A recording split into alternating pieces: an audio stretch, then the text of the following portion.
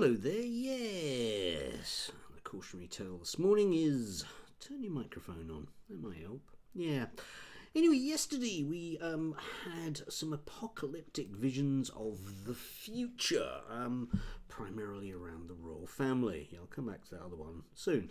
I had to smile yesterday at GB News, who managed to post this up with presumably no sense of irony at all. Prince William will juggle caring for his 3 children and support Kate as she recovers from surgery. And I was thinking, oh, bless him. It must be so tough, yeah, to do that all on his own with his servants. All just him and the kids and all of those servants. I don't know how he'd manage. How would you manage with a tiny retinue of 25 immediate staff? Hard to say, really. Anyway, hearts, thoughts and prayers, all that stuff, yeah. And Richard Kay actually melted down in today's Daily Mail. I think there's only a puddle of him left. The double blow of King Charles and our future Queen Kate's medical treatment leaves the nation reeling, I tell you. It sends a shiver down our spines and shows how threadbare royal resources are. Yes, we're only 115 suspicious deaths away from King Andrew, yes. Anyway, never mind, it'll give them plenty of opportunity to write about what a git Harry is, because although King Charles and Kate are in different rooms, he needs to be in the same room with them at the same time, all times, git that he is. Anyway, yeah, yesterday, of course, we had the wonderful spectacle of the government's Rwanda bill being passed, and I don't know, almost a perfect metaphor for our current government, certainly in terms of all those die-hard rebels like Anderson and Gullis, who managed to vote with the government, of course, because they want those extra paychecks they'll get before the next election, because certainly in Gullis's case it must be awful to have those threadbare resources without a staff retinue of 25, which he undoubtedly would deserve. How's he going to manage? But yeah, on a wider scale, of course, the whole Rwanda thing will neatly be used by the press and the government, what we might loosely call the establishment, yeah, you know, the real one, to ramp up its racism. And yesterday we had some classic stories.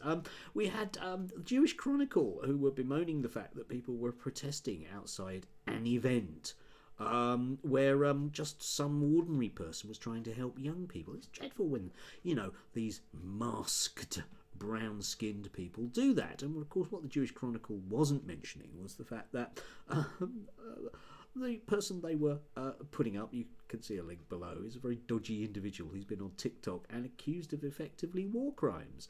But you mustn't, I mean, war crimes are okay if they're done by certain people, okay?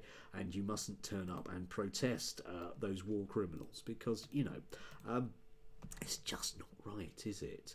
And also, yeah, yesterday we had Britain's strictest headmistress who's had trouble with the courts, primarily because she can't keep it quiet from the courts, who, and of course, there was a circling of wagons around her because she's managed to do the one thing that's really going to hack people off, which is, you know, guaranteed to hack anyone who's Muslim off, and preventing people from praying, which is a kind of basic human right in a lot of respects. Anyway, apparently there's been violence threatened. Yeah, threats of violence. Of course, there always is with certain groups of people who are, you know, just inherently violent because of the ideology that they follow. Yeah, that lot, we know who they are, and they usually have a particular skin colour, and they're bad people, yeah, them ones. Anyway, yeah, and of course, yeah, the circling of wagons around that, and all the usual totally not racist people that are rushing to her aid. And, you know, just on a wider level, of course, we can just even see this stuff in Parliament, whereby if you're a Muslim MP that asks a question about the Middle East, then you must be a friend of the terrorists, and it's fine for Conservative MPs to point at you and suggest that you are a friend of terrorists, and then claim that they're not suggesting that you're a friend of terrorists.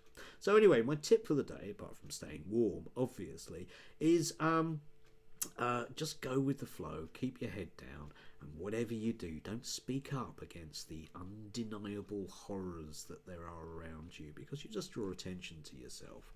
And best of all, don't go to the mosque on Friday. It's a dead giveaway, guys. Yeah, dead giveaway. Dead giveaway. Do have a lovely day if you can. It is dangerously close to the weekend.